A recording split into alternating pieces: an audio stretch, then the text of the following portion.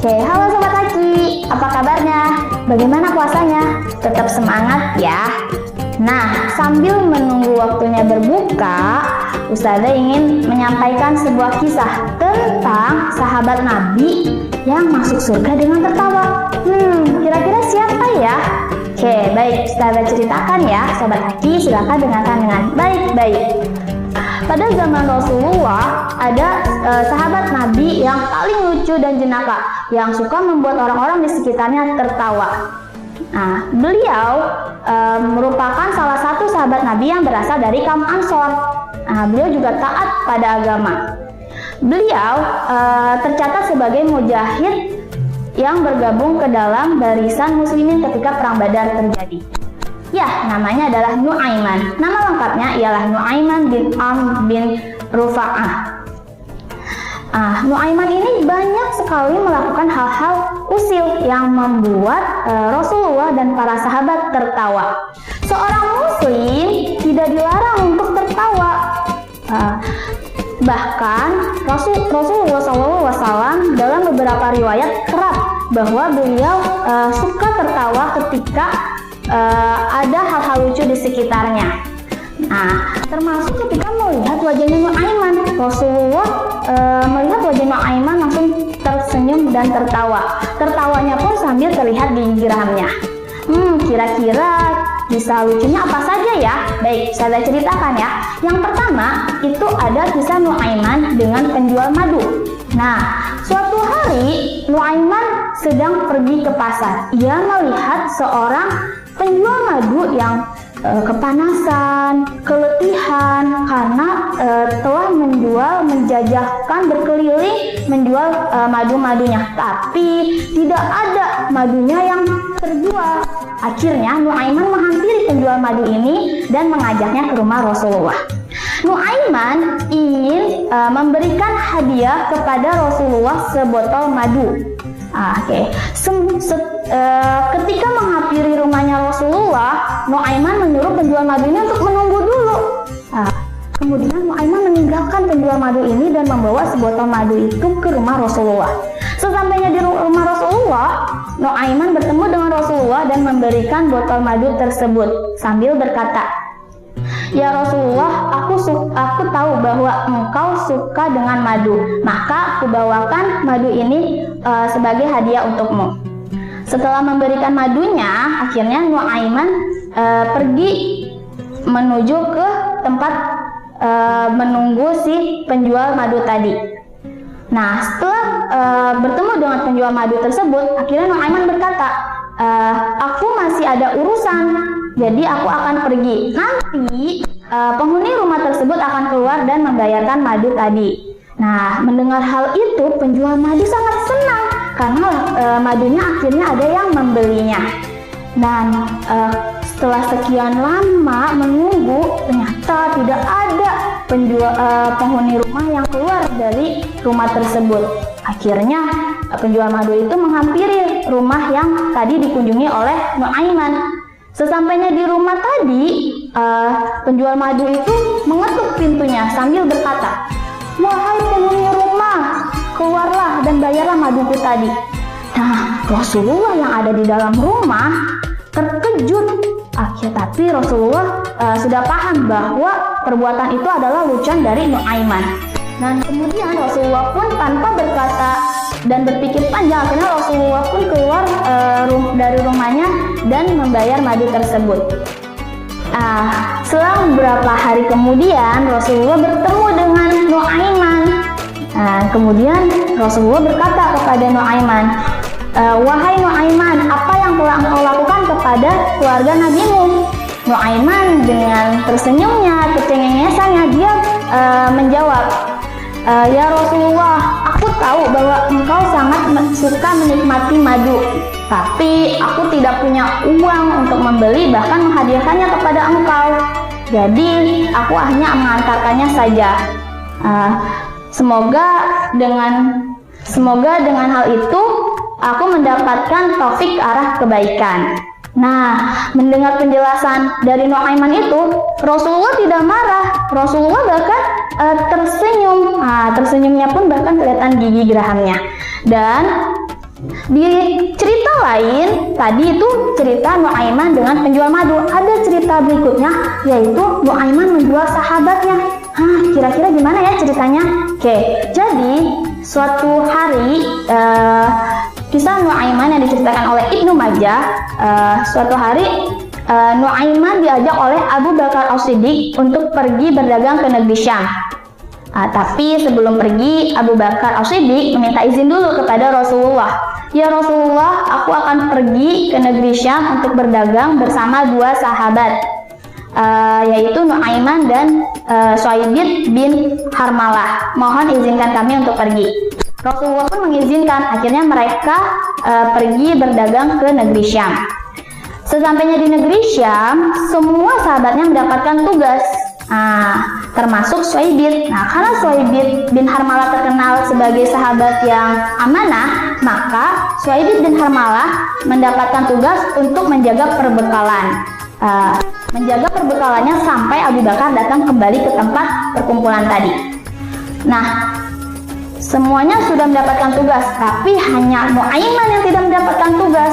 Nuaiman hanya diminta oleh Abu Bakar untuk berkeliling dan melihat di negeri Syam saja. Hari menjelang siang, Nuaiman lapar.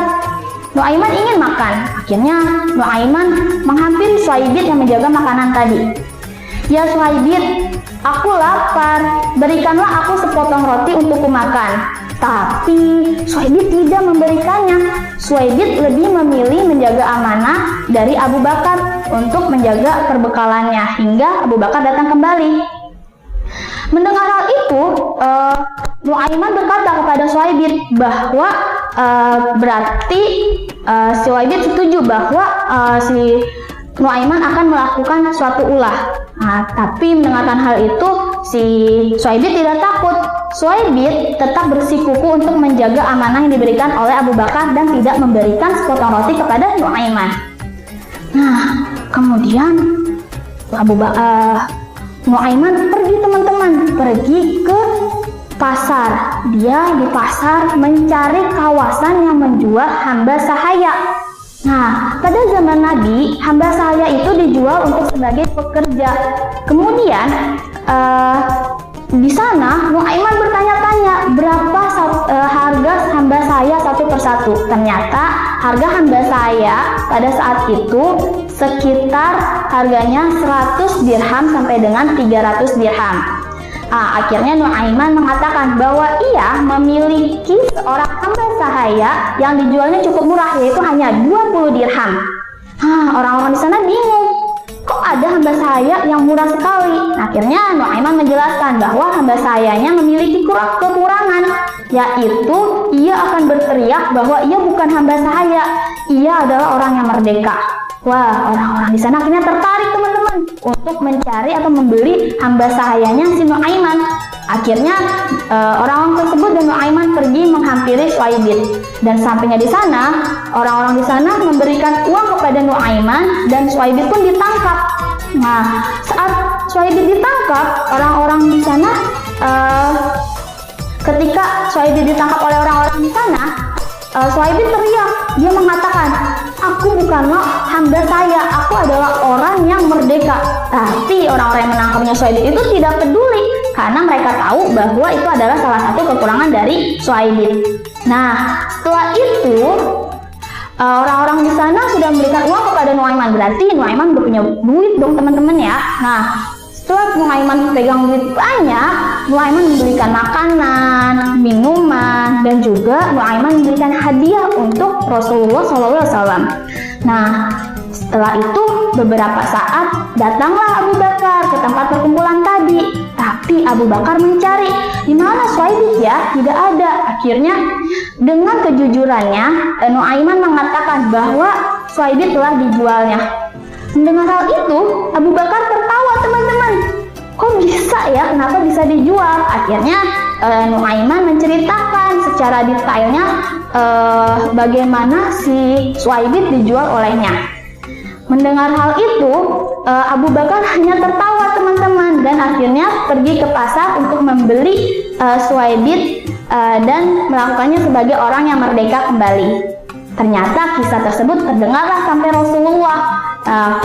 Setelah Rasulullah mendengar hal itu, Rasulullah hanya tertawa teman-teman. Tertawanya sampai terlihat gigi gerahamnya di depan para sahabat. Perawi hadis mengatakan, selang 1 tahun kejadian tersebut, Rasulullah selalu menceritakan kisah Nu'aiman dan Suhaibit kepada para tamu-tamunya beliau. Nah, itulah teman-teman kisah dari sahabat Nu'aiman bin Amr bin Rufa'ah yang lucu, aneh, dan juga jenaka.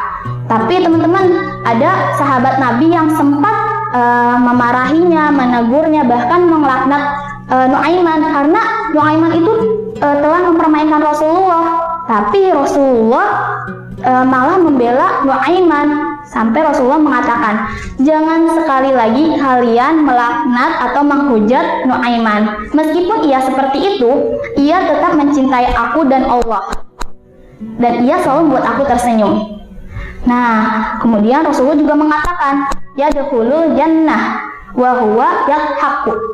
Dia Nu'aiman akan masuk surga dengan tertawa. Oke, teman-teman. Jadi dari kisah itu kita bisa mengambil pelajaran bahwa ajaran agama Islam ini betapa sungguh sejuknya ya dakwah Rasulullah ketika mensiarkan Islam dan bergaul dengan para sahabat. Dan kita sebagai umat Islam hendaklah jangan menilai seseorang dari zahirnya atau dari luarnya saja ya, karena belum tentu yang kita nilai itu benar ataupun salah. Contohnya seperti Nu'aiman, meskipun sifatnya yang aneh, jahil, usil, tetapi Nu'aiman di dalam hatinya sangat mencintai Rasulullah dan juga Allah. Dari cintanya itulah yang membuat Nu'aiman tercatat sebagai penghuni surga.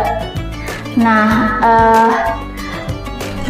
pesan dari Ustazah, sebagai umat Islam, kita hendaklah hidup mencari cinta dan ridhonya Allah. Karena dua hal tersebut insya Allah balasannya adalah surganya Allah. Wallahualam bishawab. Sekian dari Ustazah, kelebihan datangnya dari Allah, kekurangan datangnya dari Ustazah sendiri. Kurang lebihnya mohon maaf lahir dan batin. Tetap semangat puasanya. Selamat berbuka bagi yang telah berbuka puasa. Akhirul kalam, wassalamualaikum warahmatullahi wabarakatuh. Ikan hiu minum obat. See you again sobat. Dadah.